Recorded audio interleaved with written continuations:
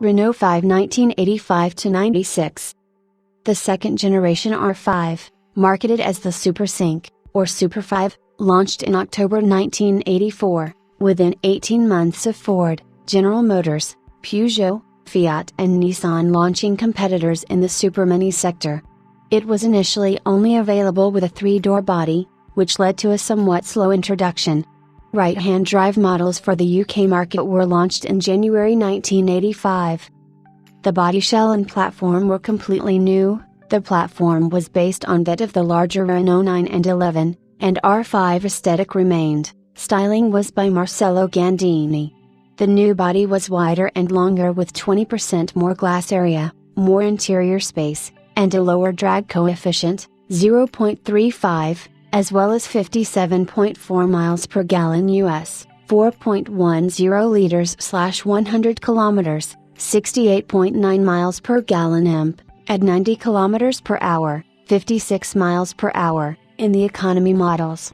The biggest changes were adoption of a transversely mounted powertrain from the 9 and 11 and McPherson strut front suspension. The 5-door version arrived in May 1985. The second generation launched in 4 trim levels, TC, TL, GTL, and automatic.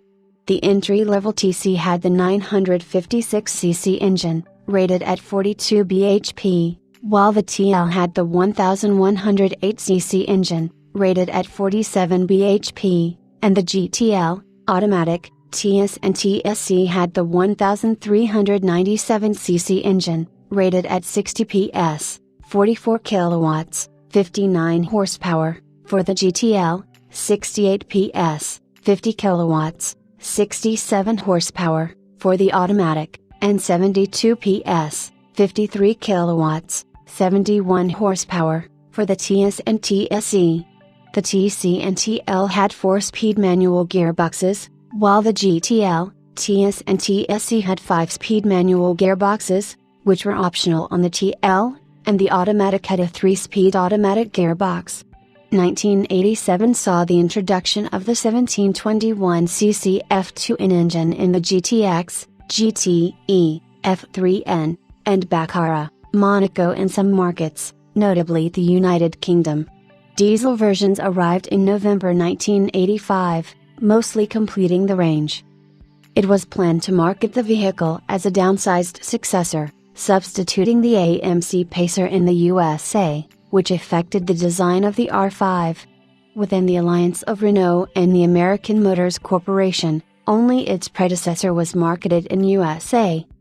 Renault used the naturally aspirated 1.7 liters from the Renault 911, with multi-point fuel injection, in addition to the sports-orientated 1.4 liters turbo.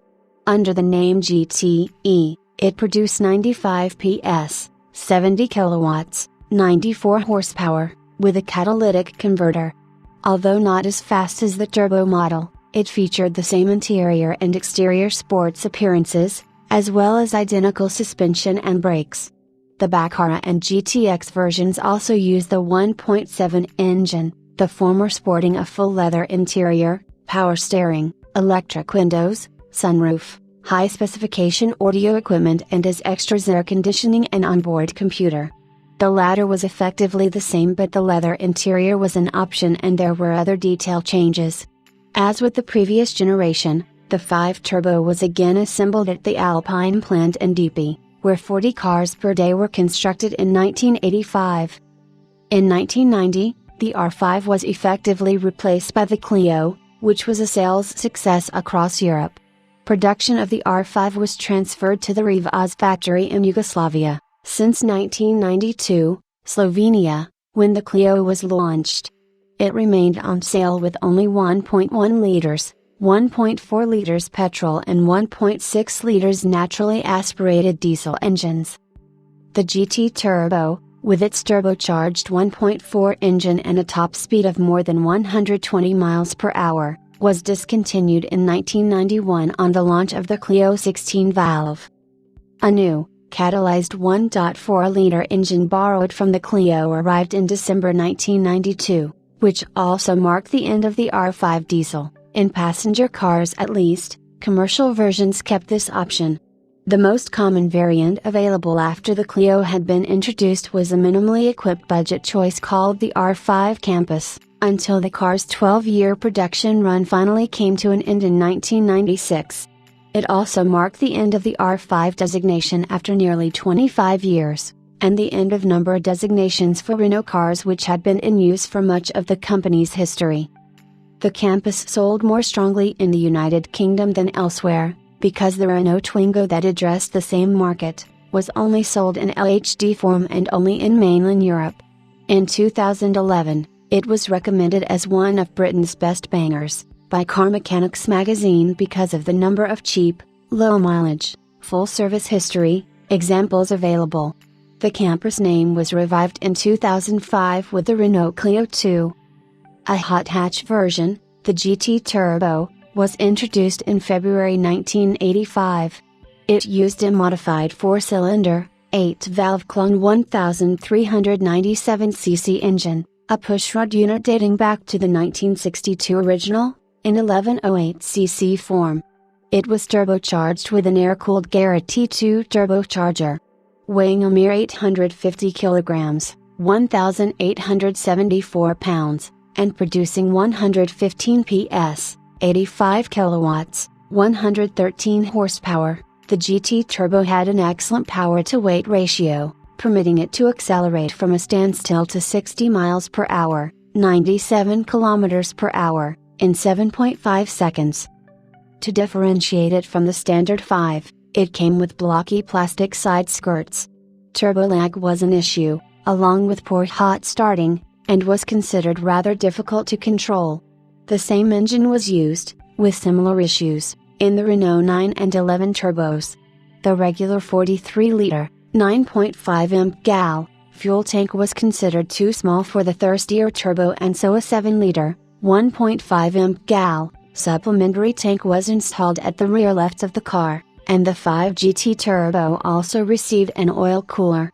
Suspension upgrades also meant that the ride height was lowered by 38 mm, 1.5 in front, while a new rear 4-bar suspension, with a 31 mm, 1.2 wider track, lowered the rear of the car by 32 mm, 1.3 The car's steering, at 3/1/4 turns from lock to lock, was also faster than the regular cars, while discs all around, ventilated up front, helped slow things down. The aerodynamic 5.5-inch wide aluminum wheels were similar to those of the Renault Alpine V6 GT. In 1987, the facelifted Phase 2 was launched. Major changes in the Phase 2 version included installing water cooling to the turbocharger, aiding the Phase I's oil-cooled setup, which extended the life of the turbo. It also received a new ignition system which permitted it to rev 500 revolutions per minute higher. These changes boosted engine output up to over 120 PS, 88 kilowatts, 118 horsepower. Externally, the car was revamped, with changes, including new bumpers and arches, that reduced the car's drag coefficient from 0.36 to 0.35. Giving the Phase 2 a 0 to 100 km per hour time of 7.5 seconds. In 1989 the GT Turbo received a new interior, and in 1990 the Special Edition Raider model, available only in metallic blue, with different interior and wheels, was launched. In late 1991 the Renault 5 GT Turbo was discontinued, superseded by the Clio 16V and the Clio Williams. The Renault 5 GT Turbo's victory in the 1989 Rallye d'Ivoire remains the only overall WRC victory for a Group N car.